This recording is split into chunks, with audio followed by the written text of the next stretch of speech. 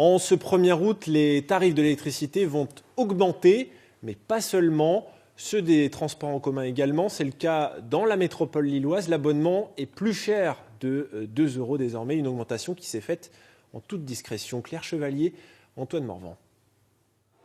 C'est en achetant leur ticket ce matin que la plupart des usagers des transports en commun de la métropole lilloise a découvert qu'il allait désormais leur coûter plus cher.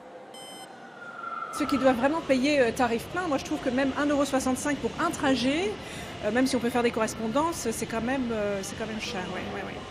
C'est tout, c'est comme ça, faut payer. Qu'est-ce que vous voulez qu'on y fasse? C'est bien d'augmenter les tarifs, mais alors par contre la qualité des services, non. Genre les banques qui marchent jamais, genre les banques à tickets qui fonctionnent jamais, genre les tickets rechargeables qui coûtent une blinde, alors pour des raisons soi-disant écolo, mais clairement c'est pas écolo, etc. Et que de toute façon le métro, ça devrait être gratuit. Une hausse autour de 3% pour la quasi-totalité des tarifs, soit 2 € de plus pour l'abonnement mensuel qui passe de 56 à 58 €. Pour le ticket à l'unité, il faudra dorénavant débourser 1,65 €, une augmentation dénoncée par les associations d'usagers.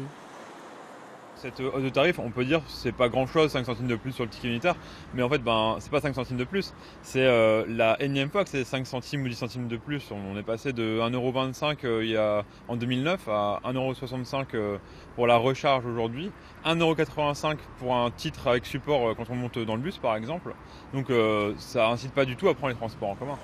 Du côté de l'agglomération, on justifie cette décision par l'inflation. 1%, c'est plus que l'inflation. Alors 3%, c'est plus qu'une année d'inflation, mais comme les tarifs n'ont pas bougé depuis plus de 2 ans, on voit qu'on est tout à fait sur ce montant d'augmentation. En comparaison avec les autres villes, Lille se classe dans la moyenne pour le prix du trajet unique, mais parmi les plus chers pour l'abonnement mensuel. Malgré cela, la vente des billets ne couvre qu'un tiers du coût des transports en commun lillois.